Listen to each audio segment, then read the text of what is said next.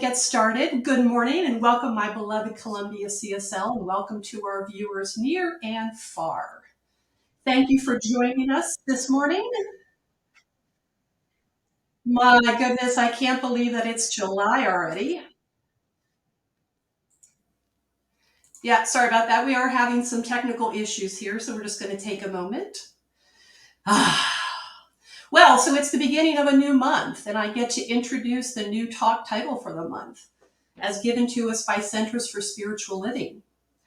And this month, our theme is Speaking Truth to Circumstance.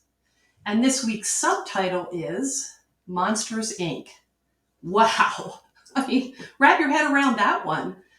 Isn't that an exciting combination of ideas? So let's take a moment to reflect on this. Speaking truth to circumstance. It sounds empowering, bold, a little cheeky, doesn't it? But what does it really mean? So imagine this. You wake up in the morning, ready to take on the world, but as soon as you step out your front door, life throws curveballs at you. Maybe you spill your coffee, your car won't start, or you receive an unexpected bill in the mail. And suddenly your perfect day takes a nosedive, and circumstances seem to be conspiring against you. It's like the universe has unleashed a bunch of mean monsters just to ruin your day. And those sneaky little tricksters turn our lives upside down in the blink of an eye. They can make us feel like we're riding a roller coaster of emotions, from joy to despair and everything in between. But here's the secret sauce. Circumstances are never the truth. Now, I know what you're thinking, but Julia, I'm stuck in traffic and I'm late for an important meeting. That circumstance feels pretty darn real to me. Yeah, but let me let you in on a little cosmic joke. Circumstances are actually just conditions. And much like that mischievous monster playing pranks on us, they show up in scary costumes and we become convinced that they hold all the power. But in reality, they're just pulling off a great illusion, like a magician who can make an elephant appear and disappear. Poof! Speaking truth to circumstances, we must begin to dive into the profound connection between our consciousness, science of mind principles, and the creation of those metaphorical monsters in our minds. At the core of understanding how life gets outpictured lies the recognition that our thoughts and emotions possess an incredible creative force. They act as energetic vibrations that interact with the quantum field, shaping and influencing the experiences that we encounter. So when we allow ourselves to dwell on negative thoughts or fears, we inadvertently project them onto our perception of reality, manifesting them as monsters. Now, these monsters are not external entities or objective realities. They are, in fact, holographic projections of our own beliefs, our insecurities, our past traumas that we project onto the people and circumstances around us. And it's through this lens of perception that we can begin to understand that these illusions are not in fact meant to harm us, but rather to provide opportunities for our growth, our transformation, and self-discovery, because they actually symbolize the shadows within us that are seeking acknowledgement and, in fact, healing. So what does it mean to speak truth to something that seems so real and so solid, like a problem, a challenge, or a conflict with a friend or a coworker? So one of those pesky monsters, basically. How do we separate the truth from the smoke and mirrors of circumstances? Well, I find it starts with a shift in perspective. So imagine that you're wearing a pair of cosmic glasses now that allow you to see beyond the surface level drama. You put them on, and suddenly you realize that circumstances are just actors on the stage of life, playing their part and evoking certain emotions and experiences within us. And when we realize that circumstances are not the ultimate truth about who we are or what we're capable of, we begin to see them kind of as the rearview mirrors, right? Circumstances show us where we've been, but they do not define or show us where we're going. And here's again where a little bit more humor can help. So imagine circumstances are like a cosmic game of truth and dare, but instead of choosing dare and getting caught up in the drama, we can choose truth and embrace the deeper reality beyond the surface. Another way to think of it is circumstances are like the weather. So one day it's sunny and delightful, and the next day it's pouring rain, and oh, you forgot your umbrella. You wouldn't stand in the rain and yell at the sky, would you?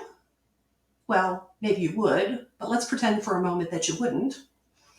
Instead, you would seek shelter, knowing that the weather does not define your inner joy or dampen your spirit. Circumstances may throw us a curveball, but remember this: we get to choose how we respond. We can either let it rain on our parade, or use them as opportunities for growth and transformation.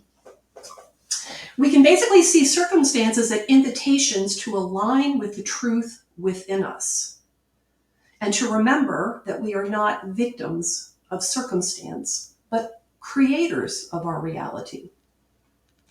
Science of mind teaches us that everything in this physical realm is a condition, and that every condition is temporary, has no power of its own, and is an effect of thought.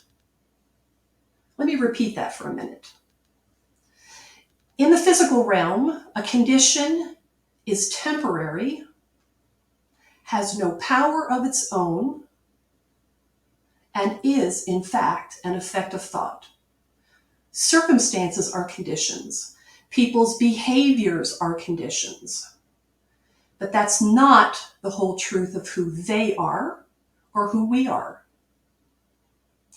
You see, the truth, in fact, is that we are all individualized expressions of one mind, one life, one love, that is God.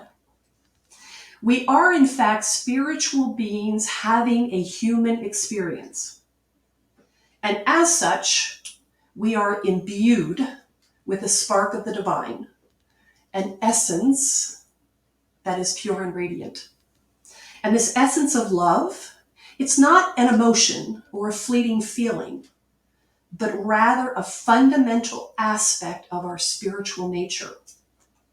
It is the energy that permeates every cell of our being, the force that unifies and connects all of creation. And in recognizing this truth of who we are, we acknowledge that love is unlimited and never constrained by time, space, or circumstances. It is eternal and changeless. Love is literally what we're made of and what we continue to be, even long after we've left this physical form. The truth of who we are as beings of love is profound and sacred, and helps us transcend the limitations of our human experience. At the core of our being, we are divine expressions of love, interconnected with the fabric of existence itself.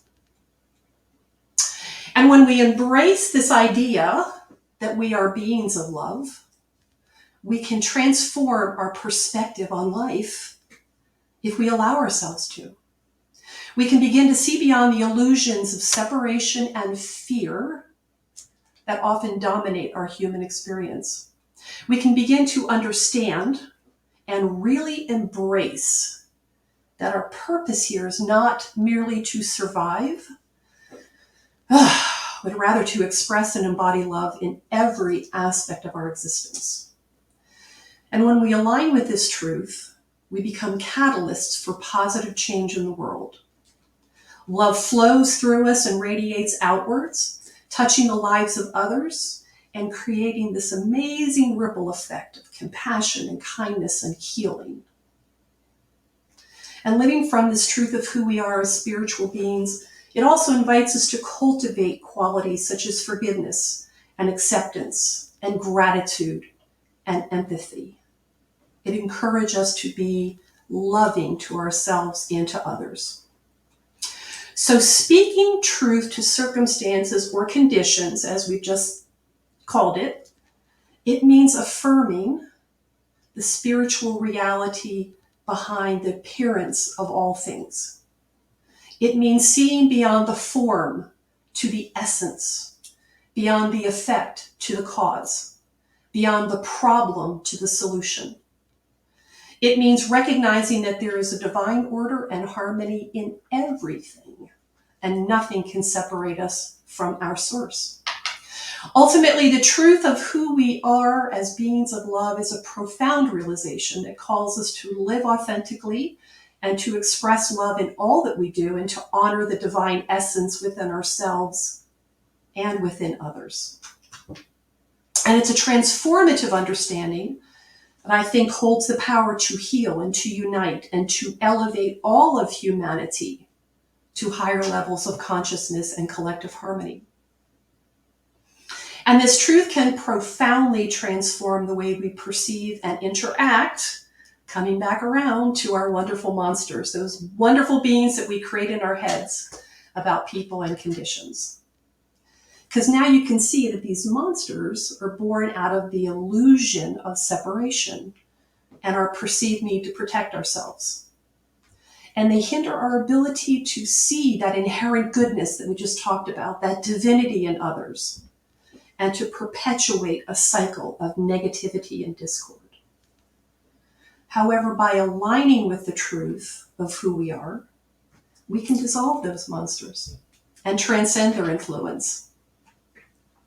Understanding that love is our essence reminds us that every individual, every monster, regardless of their behavior or condition, is fundamentally deserving of compassion and understanding and love. So, yeah, I do get that living from this truth requires constant and conscious attention and vigilance. It is a continuous journey of self-discovery and growth. And I know we will encounter challenges, obstacles, and moments of forgetfulness. But even in these moments, the truth of who we are remains unchanged. And by taking responsibility for our thoughts and emotions, we can begin to dismantle these monsters and replace them with love and understanding. I'm also finding that practicing empathy and compassion is essential to overcoming these monsters. I think that when we cultivate a genuine desire to understand others, we open ourselves to a deeper level of compassion and empathy. And we're able to see beyond those surface level judgments and actually delve into the complexities of another person's journey. And this understanding allows us to break free of the grip of our mental monsters and approach others with kindness and acceptance. And I am also finding that living from this truth helps us to cultivate a sense of inner harmony and peace. When we begin to recognize that external conditions do not define us or determine our worth, we become less susceptible to the monsters of comparison, self-doubt, and insecurity. And we can begin to embrace our inherent goodness and extend that same recognition to others.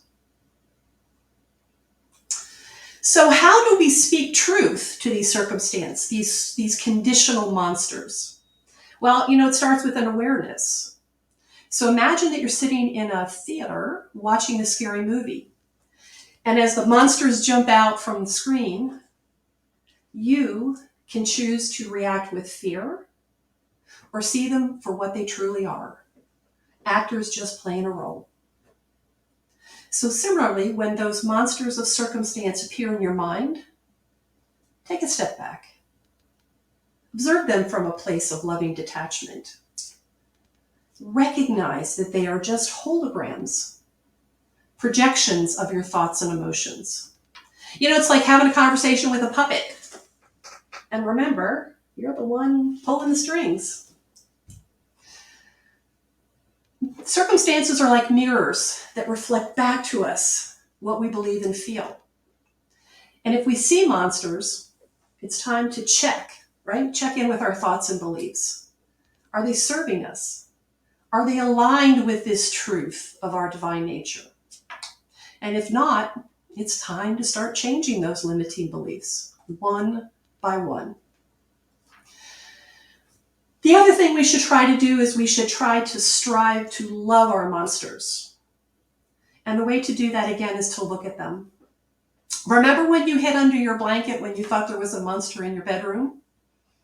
Well, now I want you to come out from under your blanket, just like you did when your mom entered the room and gave you a loving kiss on your cheek and your forehead. I want you to do the same. Crawl out from underneath your hiding spot and be kind to yourself. It's scary to face the monsters you've created, but be proud of your strength to face them. And then if you can look at the memory that has become the monster in your mind straight in the eyes and forgive it, that becomes love. That's how we love our monsters. We both deserve love. Love isn't a force that pushes things away. Love is a force that pulls things closer so you can see their true beauty. Now this, I will tell you, has been a profound change for me. I've recognized monsters throughout my life, and I've stopped granting them power, but never have I tried to love them, which always made them return to me. I always found myself back in the same spot again and again. That's because shoving something away or pushing it away denies it as being a part of us. Remember, that which we resist persists, and that which we embrace, we can release. Now, this transformation takes time. Well, certainly time and practice. For me, it's been a journey of both. My thoughts haven't been trained enough to heal the traumas that have become my monsters fully yet. But it's also been my experience that transforming my monsters and beginning this process of loving them has in fact uncovered and released a tremendous power within me. Those monsters, they're strong and they hold a lot of energy. And releasing that energy is now allowing me to begin creating this amazing life beyond my wildest dreams and start to live a beautiful creation with all this new energy and excitement. I'm practicing and observing my thoughts and emotions without judgment. It's a little tough. And I'm beginning to recognize that they are in fact transient and do not define me. I'm beginning to cultivate a loving and lighthearted approach. And I'm reclaiming that power. I'm reclaiming the power that I've attributed to these holographic monsters by remembering the truth that there is only one power. There is no separate power for my monsters to hold over me. And by practicing mindfulness and meditation, I'm finding that this is supporting my journey, because by grounding myself in the present moment, I'm more easily able to connect with the essence, that essence of who I truly am, an eternal being of light and love.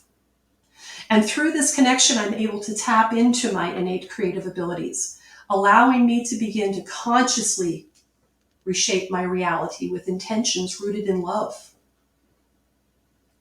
So as I begin to wrap this up, I just kind of want to bring us back to this idea that when we align our thoughts and emotions and actions with those higher vibrations of love, the monsters lose their power. They begin to dissolve into the nothingness from which they emerged, revealing the truth that lies beneath, our divine nature of love and the interconnectedness of all things. And remember this, that in the realm of spirit, there is only one true power, and that power is the truth. And when we align ourselves with truth, circumstances or conditions lose their grip on us.